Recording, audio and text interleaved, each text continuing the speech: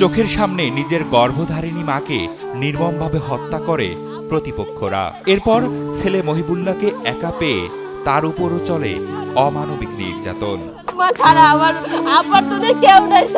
পিতৃহারা মহিবুল্লাহ চোখের সামনেই মাকে হারিয়ে নিঃস্ব হয়ে পড়েছেন। আশ্বিনী মাস সামনে ধরেছে, দেখলাম মা টাস করে পড়ে গেল। দেখলাম মানে চোখের পলকের ভিতরে। হৃদয় বিদারক এই ঘটনায় পুরো এলাকায় শোকের মাতম ছড়িয়ে পড়েছে। স্থানীয়রা জানান, জমিজমা বিরোধের সূত্র ধরে মহিবুল্লাহ ও তার মায়ের উপর দেশীয় অস্ত্র নিয়ে দলীয় আক্রমণ করা হয়। এমনকি মহিবুল্লাহর প্রতিবন্ধী ভাইকেও আঘাত করেন প্রতিপক্ষরা। তো আগের থেকেই ও বলছে, ওই আব্দুল আলী বলছে যে আমার ছোট ভাই 3 গেড়ে দিয়ে মারাবো, পাওয়াবো, কাটিয়ে এলাবো, দরকার হয় মারিয়ে এলাবো, যত টাকা লাগে আমি দেবো। আর আজকের ওই জায়গায় কানতে কানতে যায়, তখন দেখছি রক্ত পুরো সারা শরীর ভরা। মহিবুল্লার ওর মার, আর আমার আরেকটা বাইক আছে আরমান, ওরও এই জায়গায় কালির মতন বাড়ি লাগছে, কয়েকটা বাড়ি দিছে, গুলি গুলি উঠছে। একটা প্রতিবন্ধী ছেলে মহিবুল্লার ভাই, তারেও মারছে, তারও দেখেন এই জায়গা আছে।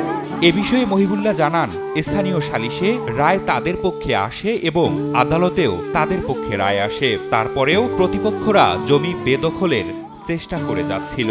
আমাদেরকে জায়গা পাবে এই দাবি জানালে আমাদের এখানে গ্রাম্যভাবে বিশাল এক সালিশির ব্যবস্থা করা হয়। সেই সালিশিতে আমাদের পক্ষে রায় দেয়, ওদেরকে বলে কি তোমরা যদি জায়গা তোমাদের মনে হয় পাবো, তোমরা আদালতে এসে জায়গা পাবো। ওরা আমাদের জায়গায় এসে বেদখলের হুমকি প্রদান করে।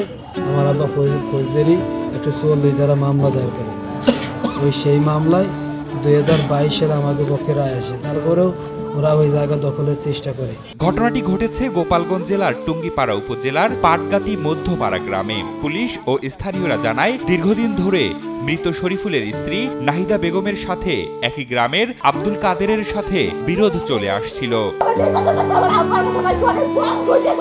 এ নিয়ে মহিবুল্লাহর মা নাহিদা বেগম সংবাদ সম্মেলন করলে ক্ষিপ্ত হয়ে 1 ফেব্রুয়ারি রাতে প্রতিপক্ষ আব্দুল কাদের ও তার ছেলেরা দেশীয় অস্ত্রশস্ত্রে সজ্জিত হয়ে মহিবুল্লাহ শেখের বাড়িতে অতর্কিত হামলা চালায়।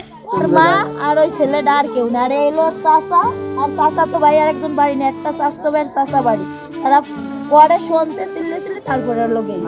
আর আমরা পরে শুনি, তারপরে আসছে। আমরা যখন শুনছি তখন হলো ভ্যানে উঠে নিয়ে যাচ্ছে। এতে মা ও ছেলে মারাত্মক আহত হলে আত্মীয় স্বজনরা তাদেরকে হাসপাতালে নিয়ে আসলে কর্তব্যরত চিকিৎসক নাহিদা বেগমকে মৃত ঘোষণা করেন।